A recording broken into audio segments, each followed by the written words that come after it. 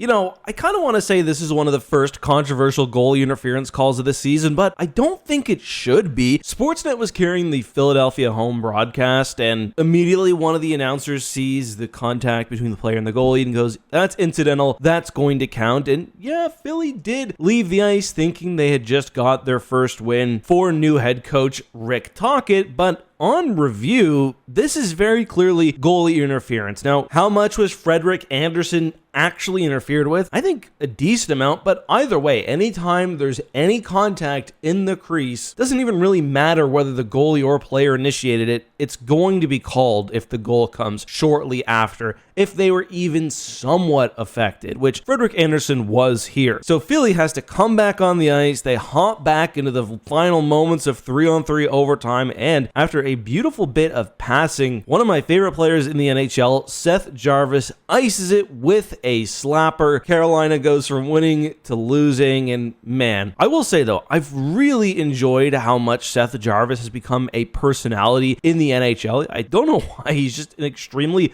lovable player. He really just seems like a player who's like any of us had we made it to the NHL. He always seems happy to just be there. Anyway, Carolina came hard in the first. The Flyers got a bit of a lucky one. Trevor Zegras picks up his first point as a Philadelphia Flyer. He would have had one on that last goal as well had it counted, as Konechny misses the net and Owen Tippett finishes off. In the second, we saw some of the Carolina magic, which I thought was really flowing this game.